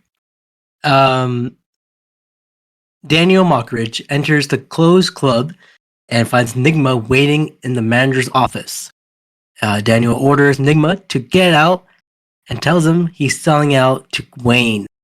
Nigma offers him a deal in exchange for figuring out his ring puzzle. He gets Mockridge into cuffing himself with the said ring puzzle. He got him with the trick that Dwight on The Office was going to use to catch Bin Laden. He send him a piece at a time until he assembles it and realizes he's assembled his own prison. Oh my goodness. Again, we don't like this Mockridge guy. And he's kind of dumb. Ugh. They call him Dumb Daniel. Damn, Daniel. Furious, Mockridge asks if Nigma is running some kind of extortion scheme, but Nigma says that it's now Mockridge himself he wants. As his thug grab from him behind, Batman and Robin arrive, and Nigma makes his first appearance as the Riddler. All right, we have now the iconic Riddler in the show. How do we feel about this particular fellow? He's the Riddler, dude. Hey, dude. You've heard of the Joker baby? Well, this is the Riddler dude. Yeah. Played by the wonderful John Glover. As seen in He's- things like Gremlins 2 and Smallville, of course. DC legend. DC Yeah. icon, if you will. Mhm. He's great. He's genuinely great. He was in that Shazam movie. I forgot about that as well. Right. I made a comment earlier about how Riddler doesn't show up in the show a lot. I'm not entirely sure why. Maybe they just found it hard or annoying to consistently write riddles. Maybe that's it. Yeah. Yeah, probably. But like, yeah, he's really fun and he's really interesting, and I really like him in this episode. This is a great looking Riddler. See, this is what I mean. Look at this. That looks like South Park. Yeah. What is this little face there? Like that looks insane. What is this little stretchy little face? So yeah, the animation in this episode. Sorry, everyone. We just posted a picture in the chat of Dick Grayson going shrugging with his lips all frowny. Yeah. And, it has a very interesting look. Yeah, as far as Riddler's design goes, because of the nature of this cartoon, they were able to fully commit to the bowler hat, the question mark tie, the little cane. John Glover's a great voice for it, and he's doing riddles. I don't know. That's what I mean. Like, he's the Riddler, dude. He's you can't top it. Yeah, I mean, the 1960s inspiration of the suit. Of course, we have the latest Riddler we have out now. Do you think this type of Riddler would fit in the newest movies? Because I don't think so. The way I think he portrayed. this exact type of Riddler, I don't know if it would be a fit for the DCU. I mean, obviously, James Gunn seems to be leaning more towards like classic comic and cartoon inspiration rather than reimagining, such as the Riddler we got from The Batman, which was a really good Riddler, by the way. Yes. Agreed.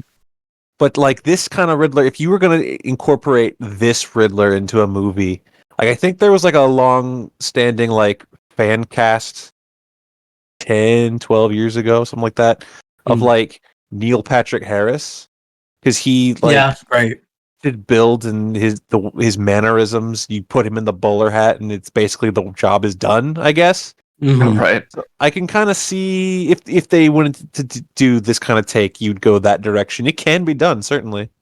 Yeah. Well, For sure.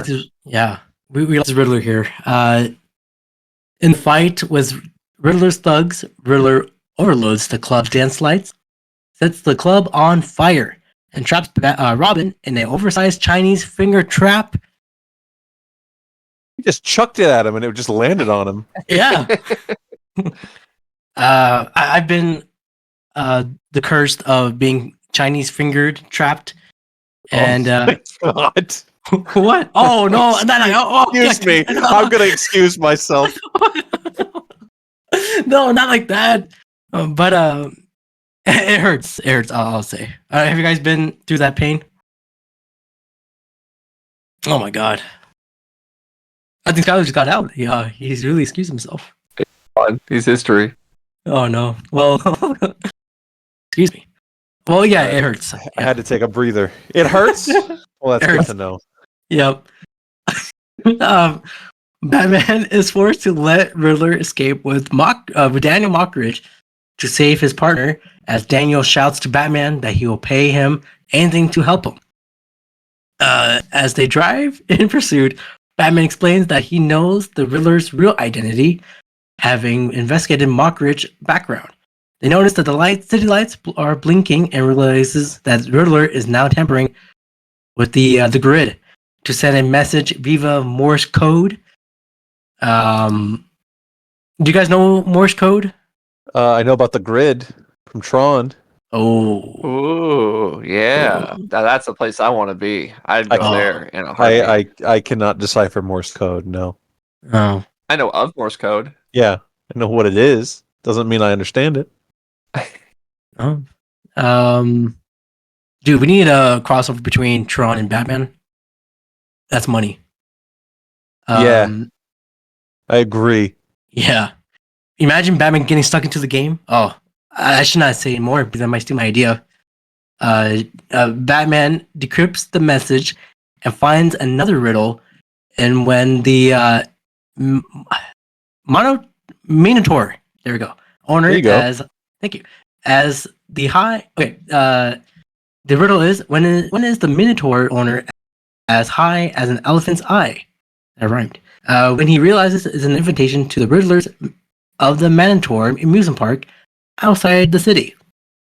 The way Batman sort of explained this was really funny because he's trying to get Robin to understand. Yeah. And Robin's struggling. Also, Robin's like sitting in the passenger seat of the Batmobile with he's like his legs are up and he's like curled up in a ball. And Batman's like, a maze, Robin. He's in a maze. Robin's just like, I don't get it, man. This is stupid. The corn is as high as an elephant's eye is a song lyric. Before your time. Oh, what a beautiful morning. That's it. That's all I'm doing. So we can move on. Oh, okay. Well, thank you. I'm glad you're as old as Batman. I'm older. Please let it end. As you guys mentioned, the centerpiece of which is a maze is like one found in the game. After figuring out the Mockridge owns the riddle of the Minotaur. A corn is as high as an elephant's eye is another word for a corn is a maze, meaning when Mockridge is in the maze. At the entrance to the maze, Riddler appears on a screen and shows them Daniel is tied up at the center of the maze with the Minotaur robot, programmed to kill him in less than 10 minutes. Before something about this theme park pisses me off, and it's the fact that it exists, and like, how come when the first Legend of Zelda came out and was a big hit, they didn't build a big Zelda theme park? What the hell? Right, it's 2 years after the game came out. There's this giant maze that you can go to the local pier and experience this wonderfulness. You're right, yeah. Like there was no Super Nintendo World up until only a few years ago. It should be. They should have it now. Yes, they should. Yeah. Before he lets Batman and Robin enter, he tells them to leave their utility belts behind to make things more interesting. When Batman asks Robin how far he got in the game, Robin says only halfway. Entering the maze, they find that the Riddler has updated its features to make it more lethal. These include the Griffin, which blocks the way they came in and shoots fireballs from its mouth, and the corridor labeled "Losers Ahead," where they are blades at neck point, meaning losing a head. After getting out of the I thought that was clever. That was clever. I think they stole it from Indiana Jones, but it's still pretty good. Yes. After getting out of the corridor, Batman and Robin encountered Griffins in front and behind them. With Robin telling Batman no one has ever made it to the center of the maze, Batman and Robin jumps onto the Losers Ahead corridor, and both Griffins destroy each other. Robin informs Batman that he has 8 minutes until Mockridge becomes the only good corporate shark, a dead one. Ooh. Batman and Robin soon appear at a fork with a riddle written in Arabic, which reads which way to the eating place. They go through the left corridor, only to realize that they went to the wrong way after Robin realizes the hand of fate. Batman realizes in the Arab world, people always eat within the right hand. I thought this was really cool. I didn't ever picture this, like Arabic in a kids cartoon. Yeah, like this, because what Batman says is true.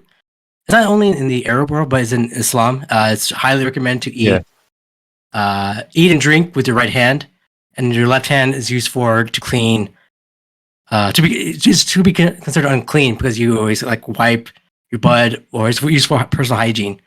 Oh, so I like Yeah, so I liked how Batman knows that. So it's pretty cool. Do you He's like that smart. He's a good detective. he called it the Arab world? Like Yeah. they live on Mars. In the He Arab did. world. In the The Arab digital world. dimension. He did something like that. But yeah, I thought that was pretty cool. That you're right. That is cool. I like. My favorite one was the music. Oh, yes. The sharps. Yes, yes. They soon come across a locked door with 3 keys labeled A, C, and D, respectively. Batman tries the key labeled D, but it turns out to be 2 giant spinning blades are launched. Luckily, the duo avoids them. Just as Batman is about to try the key labeled A, Robin stops him and saying 3 blades will be launched if the key is turned, and suggests trying the C key. Before the turning the key, the duo place their backs against the wall. They turn the key, and the door opens. Robin explains that it was a musical puzzle with the key of D having 2 sharps, and the key of having 3. The key of A having 3. And Batman uses the key, deducing the key of C has no sharps. Do you guys know that? Sharps. I mean, as a youth, I played piano, so I probably wouldn't have solved this puzzle. But as No. soon as you say it, you're like, oh, okay, sharps and flats. It makes and sense. I sure. Yeah, I mean, I wish I played an instrument, but that'd be pretty nice. That's a nice thing to know. Even after solving these riddles and avoiding the multiple traps, they're still only halfway through. They arrive at a 3-way path, with the left path having a zigzag line depicted above it. The middle door depicts with a straight line, and the right door depicted with a curved line. Robin recognizes this was as the riddle he got in the game. With 1 minute remaining, Batman goes through the left corridor and captures and reprograms the robotic hand of fate to carry them to the center of the maze, which Riddler describes it as cheating. I love that. I really like it. I mean, okay, the big flying hand is a little bit silly, but you know Yes. what? We've done silly stuff before, so it's fine. I love this whole bit of Batman and Robin running through the maze, solving riddles together. Like Batman solves some, Robin solves some. We got traps and perils, and then to end it with like the only way to win is to not play. So you have to cheat to get to the middle to defeat the Riddler. And then we show him cheating by choosing the wrong answer to a riddle we've already seen. So like we already know the answer. It's all flows very well. Yeah, I absolutely agree. Something about this episode just has a very fun sort of like Silver Age feel to it, like very 60s comic book feel. Yes. Which is great. You know, that this show is able to do a lot with heavy themes and sort of iconic takes, but it was just kind of cool to see Batman and Robin take on the intellects in a maze against the Riddler. Like it's very fun. And I think that's what's cool about it, is that it was a fun episode of superhero television. And yeah, you're right. So the answer to the Riddler is to not play his game. That's brilliant. And we still get action. We still get excitement. It's all there. It might be over the head of kids watching the show at the time, but I think watching it now, it's still cool. I think there's still plenty for kids here, though. We've got big shiny Minotaur with a sword chasing Batman around. Oh, true. Yeah, true. that's exactly. There you go. Once in the center, they still need to solve the Minotaur riddle to keep it from killing Mockridge. The Minotaur asks, "I have a billion of eyes, yet I live in darkness. I have billions of ears, yet only 4 lobes. I have no muscle, yet I rule the 2 hemispheres. What the hell am I?" What the hell am I? to Riddler's jargon, Batman does so, answering that it's the human brain, causing the robot to stand down. Batman explains the robot explains the brain has billions of optic and auditory nerves, 4 lobes, and 2 hemispheres, and is the only thing Enigma respects. It's pretty cool. I like that. Incapable of losing gracefully and frustrated at his last attempt for revenge folded, Riddler orders the robot to destroy them. Anyway, narrowly, they manage to save Daniel and destroy the Minotaur robot using the Hand of Fate Viva remote. About to say Viva, yeah. What Batman says is something along the lines of like, "How do you beat a Minotaur in one punch?" Like this, and then he just crashes the thing into it. But then the Minotaur starts to get up through the wall that it was crashed through, and I said, "No, Batman's joke's been ruined." But then it falls apart, saves it. It's like, okay, good. It's good. It's good. However, Riddler informs them that he's actually been talking to them from a private plane and has already made good on his escape. It's such a Riddler thing to do, I'll say. We'll see him again. Yeah. 2 to 3 more times. Yeah, there's a I don't want to ruin it, but there's a thumbnail of a floating Riddler's head in one of the Batman episodes. I was like, that's the episode he gets decapitated, so it's fine. I see. Well, Wayne Enterprises inquires Computertron, bringing a surge of much needed jobs to the city. Dick is still bitter that Daniel, whose greed and dishonesty started the whole battle with the Riddler in the first place, made millions off of the buyout, and ultimately got away scot-free.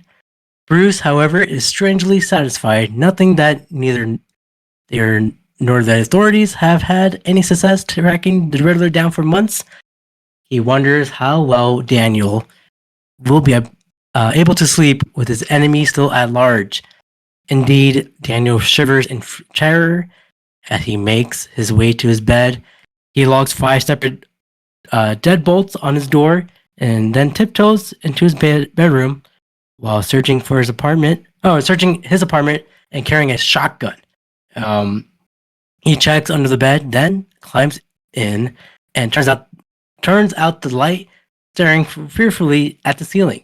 Batman is then heard quoting, "How much is a good night's sleep worth? Now there's a riddle for you." Probably about $4. Well, that was what was the episode called? That's a long name. If you're so rich, why aren't you smart? Yes, that. Would you give it a thumbs up or a thumbs down? Thumbs up. Thumbs up. This one's fun. It's fun. All right. Well, there we go. We both. I think this is my favorite we've watched for this group. Absolutely. Same.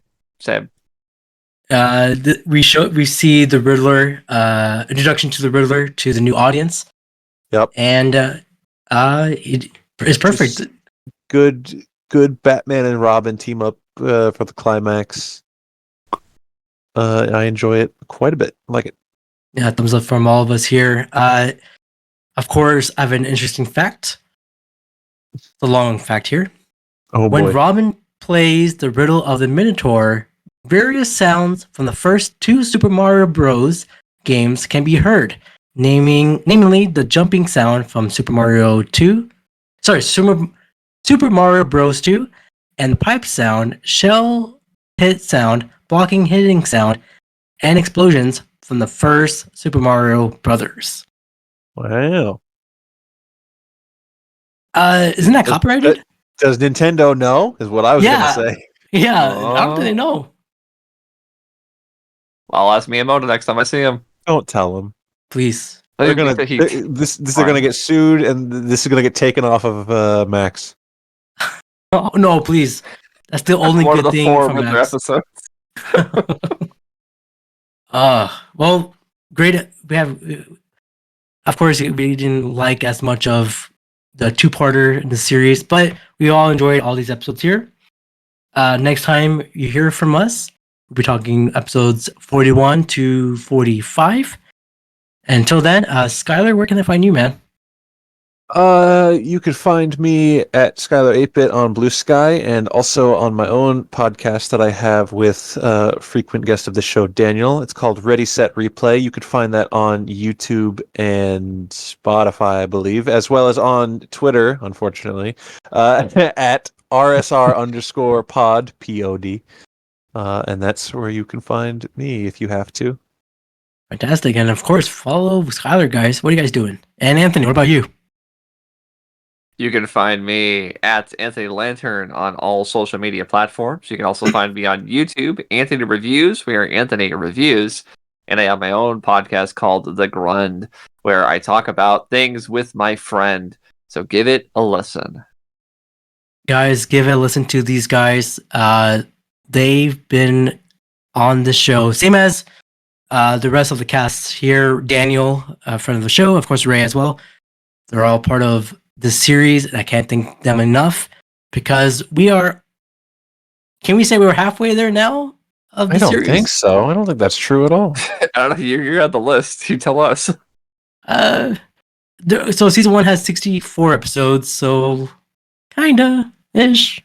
Season 1, I don't know. we got like 109 7? episodes total and 3 movies. So no, we are not halfway. We're not halfway, guys, but I appreciate everyone listening here. And of course, you can follow this podcast or you're listening to right now. I'm on Spotify. You see me moving right now. Give it a like there. I'm also on Apple, at Brownboywonders Podcast, TikTok, Instagram, Blue Sky, MySpace, YouTube, Friendster, Tinder, all those places I'm at there. No, I'm not at Tinder. That can't be true. No, I'm not. I deleted my account a long time ago. Grindr. What's Grindr? You can't have Grindr. That's not halal. Don't worry about it. Ooh. It's not halal, but it's okay. Keep going. I won't eat it. But follow me there. It's the app where you get Chinese fingered. Now I know what you're talking about. Follow me there, guys. Until then, we'll see you there. Batman. Fuck Daniel and Ray. This is the best trio of the entire podcast. Oh my god. God. You're here, folks.